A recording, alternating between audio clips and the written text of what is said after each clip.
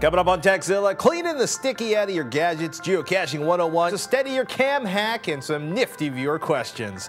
So brew some coffee, grab that mug till your fingers finally unfreeze, because Techzilla starts now.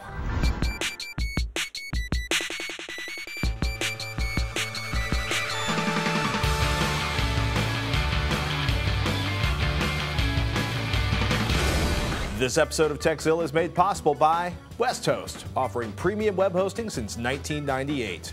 Carbonite Online Backup. Start your free trial at carbonite.com with the offer code Techzilla, and you'll get 2 bonus months if you decide to buy. And Thrillist. I'm Patrick Norton. I'm Veronica Belmont. Welcome to Techzilla, hands-on reviews of the latest tech and how to make the most out of the gear you've already got. Whether you're a beginner or tech support for your friends and family, if you've got a question about tech or the best driving habits to cut down on your gas bill, we got an answer for you. Because we love the hypermiling. It's all about riding behind a big truck, right? Like to get that... Drafting? Drafting? No. I'm just joking. That's a terrible idea. Don't do that. It's very dangerous. Yeah, one of the worst road trips of my life involved somebody trying to draft an RV behind a semi. Jeez. Yeah, Mythbusters proved that to be false anyway. Yeah, well, especially, yeah. Let's, or maybe it was true. I don't remember. But it's dangerous either way. It is dangerous. Yes. Well, there was some big news last week. Some weird news last week. Some very interesting and weird and important news. Nokia partnered with Microsoft. Huh? Yes. Windows Phone 7 will be Nokia's new smartphone operating system. That means the Intel-Nokia partnership on MeeGo is over. Although Intel promises they'll continue to develop the new mobile OS, they're doing it as some kind of like practice platform. Right. Well, or who knows? I feel bad for Intel actually on this whole thing because they were kind of excited about their having MeeGo on their tablets and their smartphone devices, I think, and now they're like, what? Thanks, Nokia. What happened? Yeah, the reaction was a little mixed. The stock dropped 20% in gadget froth. Exclusive Nokia's Windows Phone 7 concept revealed. Our favorite cell phone maven, PC Mag Sasha Segan, had already observed days before the announcement that Nokia shouldn't give up and switch to Windows Phone 7 because Nokia's always tightly integrated their hardware and operating systems. Moving to compete with Samsung, LG, and HTC's Windows Phone 7 offerings is going to be a pretty big change for the company. Oh, yeah. Yeah, I'm excited to see how it turns out. I actually think it's a really good idea. Well, Nokia does design some beautiful hardware. They have a huge presence pretty much everywhere in the world except for the United States. Well, the whole thing that Microsoft has always done is try to get their software on as many hardware devices around the world as possible. That goes for Windows, that goes for their mobile software, that goes for pretty much everything they create. They just want it on as many things as humanly possible. And Nokia, like you said, is huge worldwide. They make more handsets than anyone else. That's what they've always done really well. I'm envisioning Ballmer with his Smithers voice going... Symbian is totally, dead at this point, basically. I mean, it's a legacy platform. It's just going to go into the ether at this point. No one's going to develop for it anymore. Please. No hate mail to techzilla@revision3.com. We understand if you are a lifelong Symbian enthusiast. Nokia is a geek's phone. There are Nokia geeks out there who love Symbian and who love their phones. And Nokia has done a great job over the years of making, putting trends in their phones that actually worked pretty well, but they just didn't develop them far enough. Right. They had maps, they had an app store, they had megapixel cameras on their phones before it was super popular. Right. It's just they never took it to that next level of working really well and of being integrated into their devices, across the board. And it's also the operating system for mobile devices. Obviously, iOS is relatively new. Windows Phone 7 obviously brand new, but like RIM and Nokia and others were looking around kind of going like, oh, you need a powerful operating system with a powerful processor behind it just to deal with the stupid music and the movies that people want to play. Well, yeah, I mean, we're already seeing how things are going with HP and Palm and the WebOS. Things aren't going too well. They've got a lot of new devices coming out within the next few months in 2011. But, Symbian just didn't cut it anymore. And I think this is a really good idea because I think Windows Phone 7 is a great operating system. I think it looks great. It works really well. It's cleverly designed. And Symbian was just, they needed a good smartphone strategy going forward for Nokia to survive. And I think this is the only way that they will survive. So why do you think HP and WebOS aren't doing very well? I don't know. Because everyone loved the Palm Pre so much, and the Pre 2 is coming out soon as well, so I guess we still have a chance to see if that one catches on. But I don't know. It seems well, like basically Android... you mean the Palm OS wasn't doing very well. Hopefully HP WebOS. WebOS is what I'm talking about. Now with that partnership, we have to see, you know. Moving on. Netflix has joined Voodoo on the Boxee Box. If it hasn't already shown up on your Boxee Box, if you have one, update the firmware. That'll get you the new feature. If the UI looks familiar, it's because it's pretty much the same UI used on the Google TV and the PS3. NewTV.com says Netflix titles won't be initially integrated into the Boxee movie library. Kind of a bummer, but hopefully that'll show up in the none too distant future, so you have that full unified Boxee experience. Next up, for the not quite so pyramid-shaped media player, Hulu Plus. Yes. Meanwhile, there's an untethered jailbreak for the Apple TV. That means you don't lose your break if you reboot the box or if the dog rips the power cord out of the wall. There's also a frenzy of rumors online that iOS gaming is coming to Apple's Hockey Puck based on bits of code found in the 4.03 beta firmware. That, of course, I'm talking about the Apple TV. Yes. Yes. I have one that looks like a hockey puck. It does look like a hockey puck. But the big rumor is that Apple will come out with an iPhone Nano later this year. The lower price iPhone will sell alongside the iPhone 4 or 5 by that point, and the guess is that it will dump most of its flash memory and store media on MobileMe. Cult of Mac says the big questions is apps, as in how will users download them? Yeah, I think here in San Francisco, the big question is how bad will it suck not to be able to stream my favorite tunes until I leave town or attached to a Wi-Fi? Yeah, apparently MobileMe might go free, and all that, you know, that Apple bought Lala back in the day. Last year, I guess, and shuttered the service. Oh, so long ago. And now they're wondering, will this cloud integration for iTunes finally show up, and will you be able to stream your music to your phone or device from MobileMe?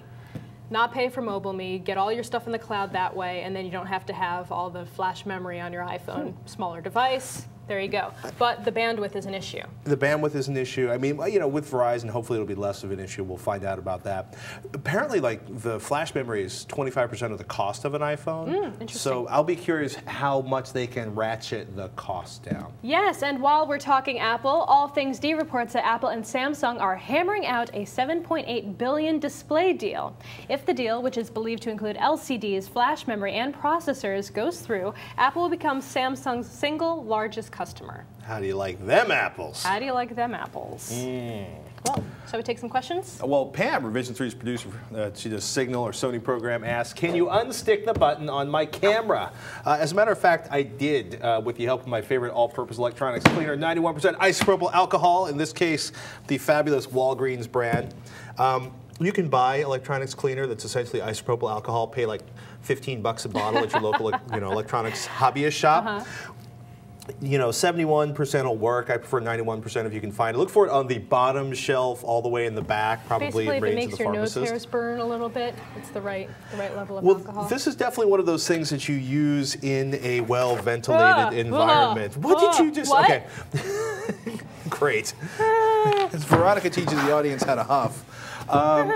Well, it's kind of funny though, but this is kind of a great universal cleaner. In the case of Pam's camera, you know, I put some on a paper towel and basically got it in around the button. If you're feeling wild and crazy, you can actually. What? No, it's alcohol. It's gonna evaporate. I know it'll evaporate, but it's not. Shouldn't you have the phone off at least so it doesn't short that out in the meantime? Well, you know, at this point the button on my iPhone has been misbehaving and sticking. But let's see if it sticks after this. Look at that. It's actually working better. It's kind of crazy. No, actually, it is kind of working better. But what you want to do is basically, an easy way to do it is, here, now that we have all this isopropyl alcohol on the desk, you know, you can basically dribble some isopropyl. And Veronica is absolutely correct. Turn the device off, remove the batteries, then start playing with alcohol. But like in this case, we've got the big button on the iPhone. Pretend this is the shutter release button on a camera. And if you just sort of dribble some down there and then work the button, you'd be surprised actually at how much stuff will go out that you can get out of there. It works really well in beverage-related stickiness, whether we're talking about beer or children's juice, peanut butter, stuff like that. It's also great for cleaning dried out ink from inkjet printer heads, unclogging ink cartridges. In that case, basically saturate a rag and get as much of it onto the bottom. Because the inkjet, if it's a non-removable inkjet head, basically sort of slather it on there and let it sit. Then you can usually, because I had an amazing Epson printer that had sat in a, somebody left a cartridge in it and everything had sort of seized up. The isopropyl alcohol actually got all of the dried out ink and basically cleared out the heads. Alcohol evaporates really quickly. A little bit of water that's in there goes really quickly too. Vodka, by the way, not a good substitute. Everclear, however, will do. Why is vodka bad? Vodka is a lot of water in it. Ah, the water part. You know, your proof is actually your percentage of alcohol. So anything above, like, you know, basically you don't want anything that has any sort of sweetness or flavoring to it. So I assume Wild Turkey 101 would also not be a good Very candidate. bad. Too much stuff in there. Yeah. Impurities. Everclear, good. Gotcha. Super proof vodka, good. I'll have to bust out my collection Scotch, of Everclear bottles. Bad. And do not drink isopropyl alcohol. Keep open flames far away from isopropyl alcohol because it will burn relatively invisibly with a light blue flame that is hard to put out and hurts like hell. And do not do this, or excuse me, always use this in a well-ventilated room. Or else, I think I killed a few brain cells taking a whiff or at earlier. least, you know, we heard the sound of melting nose hairs. Well, coming up next, we got Eric Shadisky from Geocaching.com. Gets all Geocaching 101 with me. Time to thank one of our sponsors, West Host. They've been offering premium web hosting since 1998. They got super affordable rates. Think like 19 cents a day. That's cheap, people. And West Host doesn't skimp on service. You got free US-based support via chat, email, and 24/7 phone support, free website transfers, and a nifty 60-day money-back guarantee. All this on top of great server performance and access to hundreds of one-click install apps that make setting up your server super easy. And because you're a TechZilla viewer, we got a fat discount for you, an exclusive 25% discount off web hosting. All you need to do, and the only way you can get 25% off, is westhost.com/TechZilla. That's westhost.com/TechZilla. You'll be supporting our sponsors, they'll be supporting us, and we'll keep bringing TechZilla to you. westhost.com/TechZilla. As I mentioned last week, I've recently taken up the sport/hobby of geocaching. I asked you fine folks out there for some tips and recommendations, and one of the responses came from a very knowledgeable source. Eric Shadisky is the social media specialist for Groundspeak, the company that manages geocaching.com, as well as a number of other resources. Eric, thanks for joining us. Yeah, no problem. Thanks for taking up the sport. What'd you think so far? I'm having a blast. We've been doing it a little bit around the office as well, and it's become a new hobby for us Revision 3 folks. Oh, fantastic. So first of all, tell us a little more about Groundspeak and its mission. Groundspeak is really at its heart an outdoor company. We hope that we use technology to enable people to have a little bit of fun with the tech stuff, but ultimately get outside and see the world around you, but also embrace the technology. So we have apps now for the iPhone, Windows Phone 7, and the Android, which really make geocaching accessible for someone who maybe wants to dabble a little bit, try it out.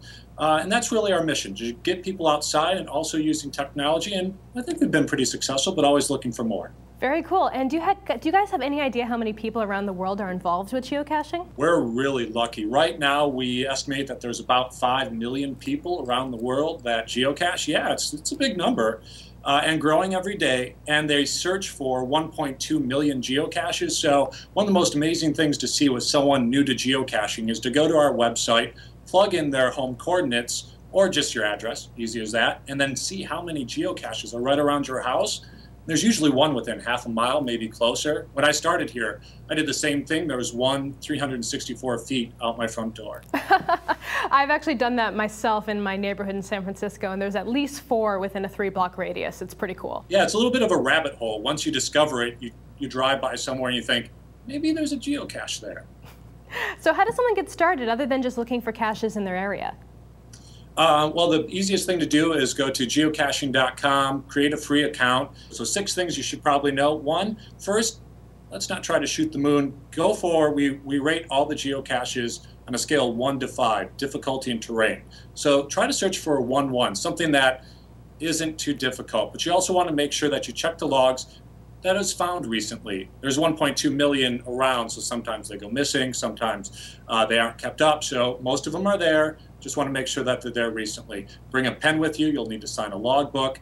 And then geocaches can be anything. Originally, geocaches started out as old ammo boxes, something like this, that were hidden out in the woods. And now geocaches, if I can have some dexterity, can be as small as this. Hold it up to the screen a little bit. What on earth is that? It's a nano. I'll plunk something on the desk quick to make this convenient. So it's a nano cache. So these are magnets. And as you saw, it's stuck to the metal container. But all a cache needs is to be physical at the most basic level and have a logbook. So there's a little bit of a logbook in here, and you take it out and you sign your initials. So these can be anywhere in your world. We're in San Diego last week and found one on those posts that have the bags for your dogs. There's one right there. So these are great. They're hidden, but if you're a newbie and you're out doing this for the first time, you need to know, is it something that's as huge as this can, as small as this? And they can also be hidden to match the environment. So it could be a rock, but on the other side, it says found it. It's a yeah. So you have to kind of adjust to your environment. And also recognize that there's an error with GPS. So sometimes they could be off by 32 feet, sometimes 60 feet. So don't try to get to 0 is a big part of it. Mm-hmm. Get to within 10 feet, 15 feet, and then make sure you've read the description, and maybe make sure you have the hint with you, and then start honing in and get a little bit closer. But once you get to about 15 feet, put the phone away, put the GPS away, and just start looking around. Actually use your eyes. Got it. Yeah, I know. It's crazy. Use your eyes. So other than, of course, a GPS device of some kind, what would you need? A piece, like a pen to be able to sign the logbook, of course? Yeah, so you'd need a pen, and depending on where you're searching for your first cache, your first couple of caches, some of these are out in the middle of nowhere. We did a cache that was a hidden waterfall deep within Washington in the forest, ended up with a banana slug on my ear and scaling a waterfall. So you want to make sure that you're prepared for your environment. You have water with you. You have definitely the pen, as you mentioned, but also any supplies you might need just to be outside. So imagine you're hiking, kind of use that as your model, and then go geocaching. In your opinion, what are some of the best GPS units used for finding caches? I know you mentioned the iPhone and Android devices. And do any of these handheld GPS units have like geocaching specific abilities built right into them? Yeah, a lot of these have geocaching as one of the tabs that you scroll through or pan through, and you can just hit geocaching and you load in caches for the area that you want to go to, and then it'll pull up the ones near you once you go through that process. But there are hundreds of GPS devices and dozens of manufacturers. So we have a review site where geocachers rate these GPS devices for other geocachers, and there's tens of thousands of people have done it. So you can really decide what you want, what usability you need. Do you need one that has everything? I need a touch screen and everything that I have, so I definitely need that in my GPS device, but some people don't. So go and find something that you feel comfortable with. And usually, if you start out, borrow someone's GPS. You know, everyone has a GPS, and your co-host Patrick has like a dozen, right? It's true. It's true. Yeah. So maybe you can lend them out, lending library with GPSs. Now, what are some of the mistakes that newbies make typically? I think a lot of the mistakes tend to be not looking up, like hoping to get to 0 and then searching around, or really not knowing what is it that they're looking for.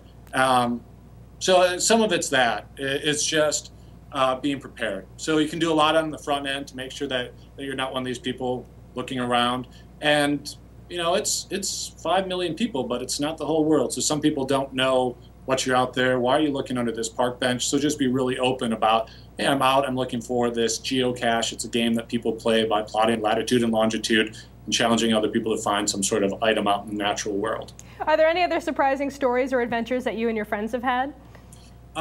It's amazing how many people will kind of have that same learning curve where they'll come over and say, are you doing that one thing with that one thing and the iPhone thing? So there's a lot of people who are interested in geocaching, know just a little bit about it, and they'll approach you. But one of the most endearing stories that we've heard is this family out in Colorado, and there's 3 generations of geocachers, and they go geocaching together, including the oldest, which is a gentleman who's 89 years old. And he's found thousands of geocaches. And he'll get out, and it's a great way for him. He can't golf anymore, but still gets out, and is a great opportunity for him to get to a park that he's never been to before. And some of the most endearing stories are people who propose marriage through geocaches. Yeah, you know, it's a great analogy for life. You know, life is this journey, and finding a geocache is a journey. It's an adventure, and it's really, as you talked about a little bit before, not so much what's in the cache, but the experience you had getting to the cache. So even when you don't find it, you still have an experience, and then you go back to the website and you share that experience with others. Great. And where can people learn more about geocaching? You just have to go to geocaching.com or search for our geocaching.com apps on the iPhone, Windows Phone 7, and the Android, and then take it from there. Fantastic. Well, thanks so much for being on the show, Eric. Of course, to start a profile and begin hunting for caches around the country and the world, head over to geocaching.com. Again, Eric, thank you so much. Absolutely. Thanks so much for having me. It's time to thank one of our sponsors, Carbonite. Eventually, you're going to have a computer disaster, but if you have Carbonite Online Backup, your files will be backed up automatically and safely off-site, so it'll be easy to get them back. You can access your backed up files remotely from any computer or from your iPhone or BlackBerry with the free Carbonite app. Carbonite costs just $55 a year for unlimited backup for your PC or Mac, but when you use the offer code TEXILA to start your free 15-day trial, you'll get 2 months free if you choose to buy. All the details are at carbonite.com, and remember to use the offer code TEXILA to get 2 months free with purchase. Looks like it's time for another website we just can't get enough of. A website that we just can't stay away from because it's too useful, too funny, or just too darn irresistible. This week's pick, Pfizercom. If you love all things science, physics, nanotech, medicine, and technology, look no further than Pfizercom. This site not only publishes over 100 stories a day on these subjects and many others, but they also give users access to message boards, videos, white papers, podcasts, and tons of other content meant to enrich even the most stubborn mind.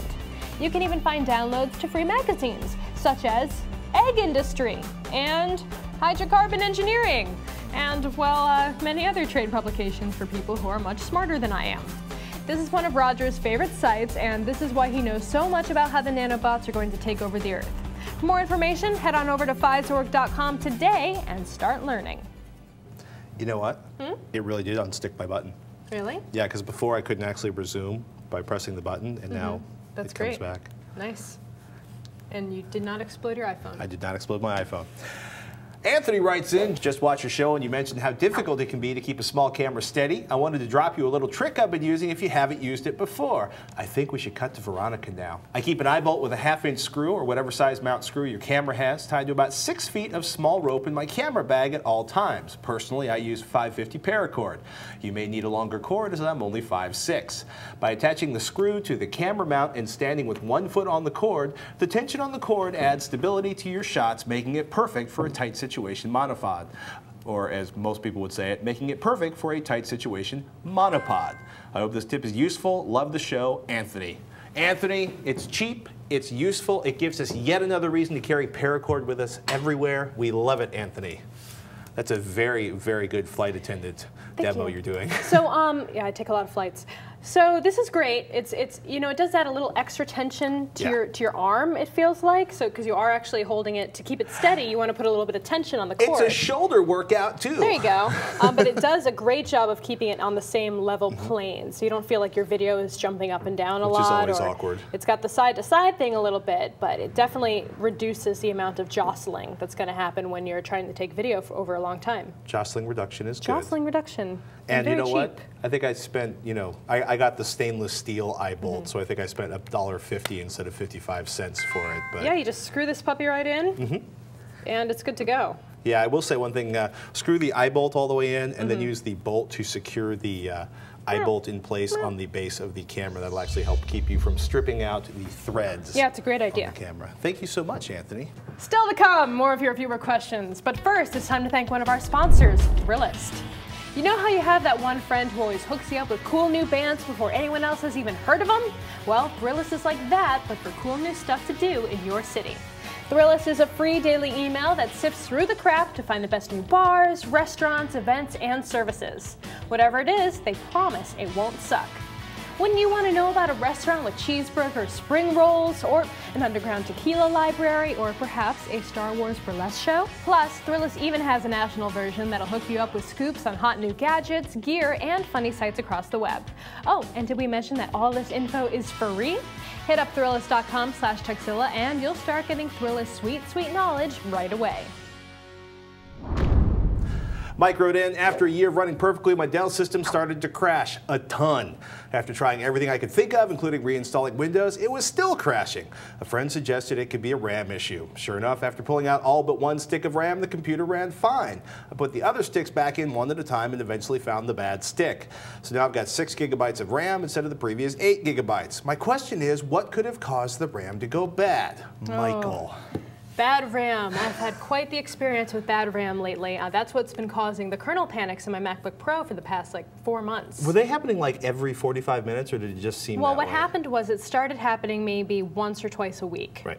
And then as time went on, it would get worse and worse and worse until it got to the point where I would turn on the computer, it would panic. I would open up an application, it would panic, and then I would try to shut it down, and it would panic. For those of you who are not familiar with OS X in the audience, the kernel panic is the OS X equivalent to the blue screen of death. Oh yeah. Oh, yeah. It's a jolly old time. It is wonderful. I was trying to edit Sword and Laser last week, and Kernel panic. I thought I was going to kill someone because it was like I would finish editing a string of audio and it would panic. I would load it up, get that part done, Right. start saving it out, and it would panic. I was like, oh, I'm gonna panic. But anyway, it was RAM, and I got the RAM replaced, and now it works fine. It's So really that's great. funny, right? Because you don't really think RAM usually never. RAM, most CPUs, if they run for the first 72 hours, they will probably run forever, except when they don't. And what happens is your operating system tries to write something to a section of RAM, it doesn't work out, or it goes to look for something where it thought it was in the section of RAM, it doesn't work out, and then the operating system falls on itself. Yeah, well, the RAM can go bad for a lot of reasons, though. Mm-hmm. Just over time, it can go bad because of electrostatic shock, for example. If you're taking a lot of stuff in and out of your computer chassis, for example.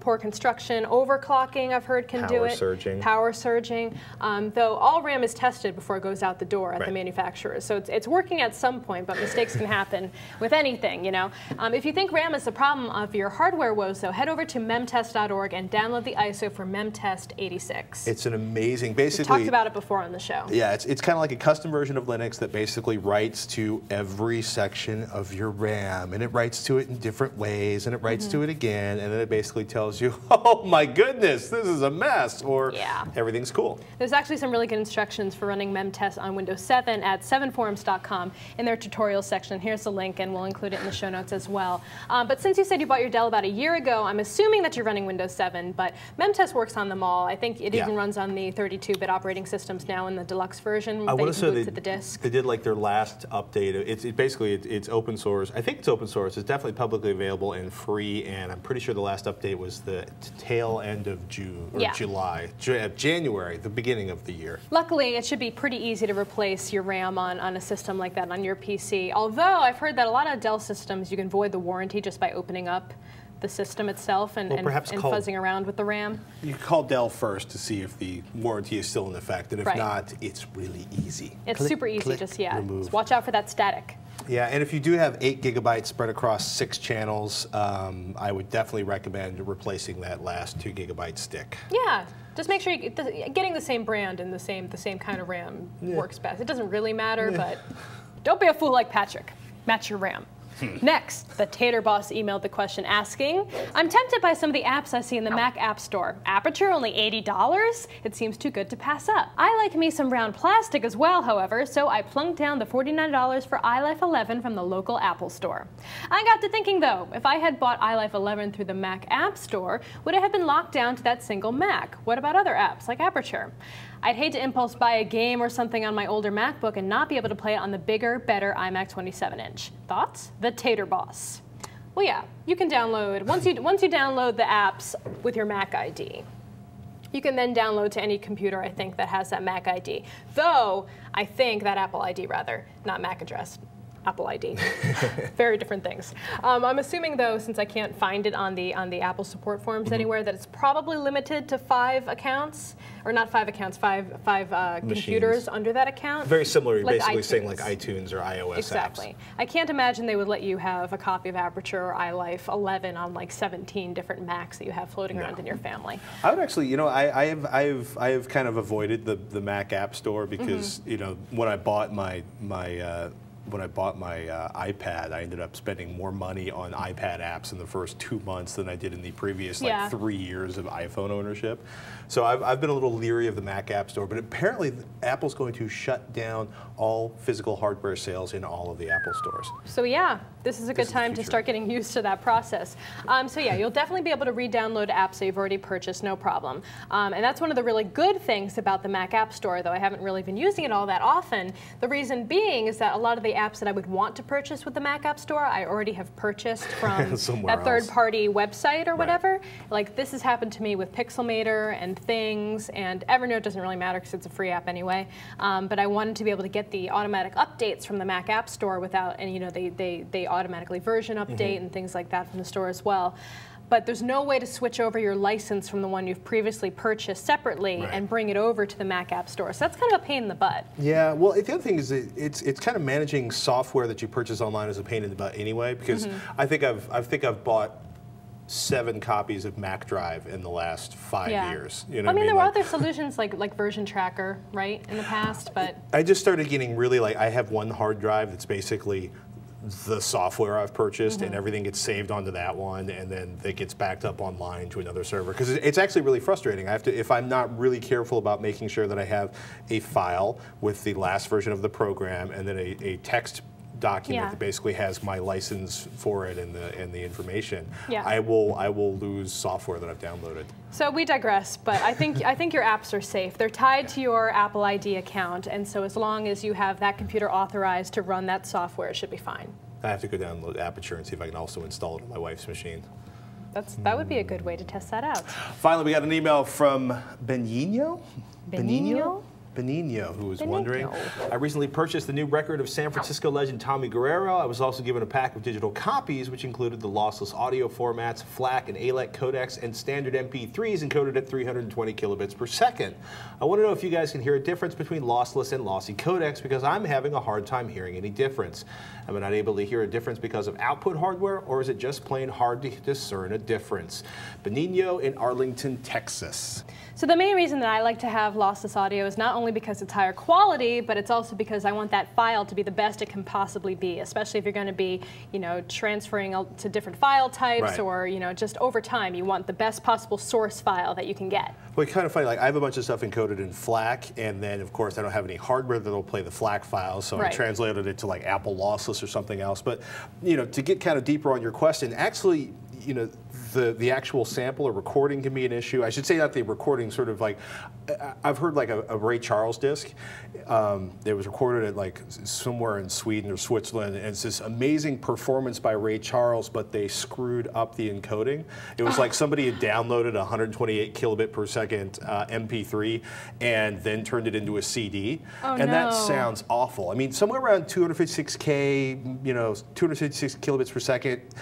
For an MP3, it gets really hard to hear the difference between that and lossless. If he's listening to 320, I mean, even trained professionals who have been practicing like their listening skills over time will have trouble telling that, unless they're using the top-notch audio equipment, like the best headphones possible, best monitoring speakers possible. Yeah, I mean, it gets really, you know, FLAC versus Apple lossless. I can't pick those 3 out of, you know, FLAC, Apple lossless, Windows. I probably can't pick those 3 out of, you know, from an A/B test. Although I know like Windows is the Windows encoder is actually optimized more for the high end. You know, the MP3 is kind of more broad based. They did a lot of sort of stuff around orchestral music. The Windows media encoder was doing more about pop music. I think the better the quality equipment you're listening with, like, you know, a serious set of high-end headphones, a decent amplifier, you know, a good source for that audio, a good digital analog converter, you start hearing more out of a lossless file than you're going to hear out of something that's encoded.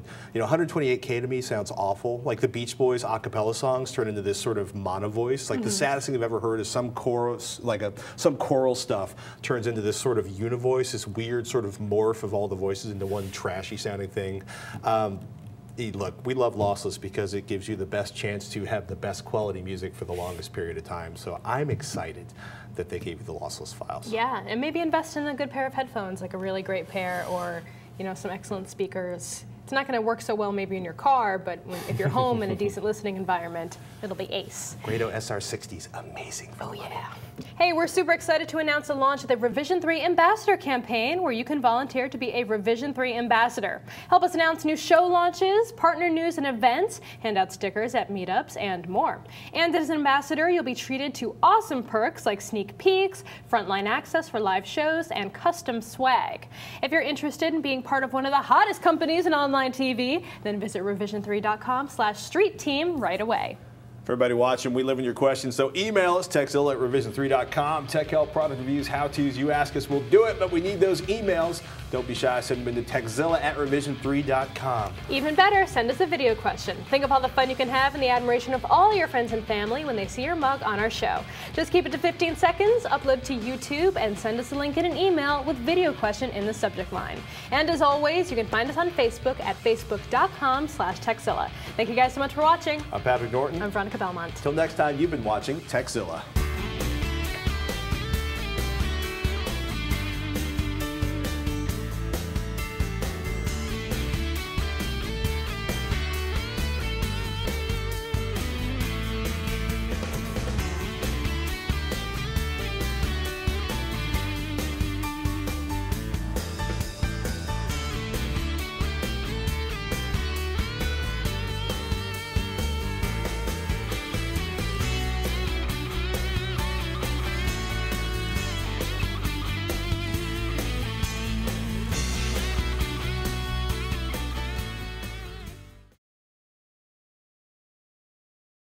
It's all the alcohol. It's in my brain now. Come on. Veronica, where am I? You know, first step, you stop blaming the alcohol. Where's the alcohol? Stop that! Why is that? Why I can't drink the alcohol? Give me that. Oh, it smells so bad. Smells so bad. Eyes burning. No, I'm not going to whip my hair. Hair whip. Hair whip. No. Hair whip. Hair whip. Hair whip. Hair whip. Still to come. No, that was so stupid. Well, you can do it Glenda do style, like it. Rita Hayworth, and come up from under the table and whip your Okay. hair back. Still to come. More of your viewer questions. I like me some round. I like me. You should have seen how that looked with the part of the monitor that was blind. I like me some round. What?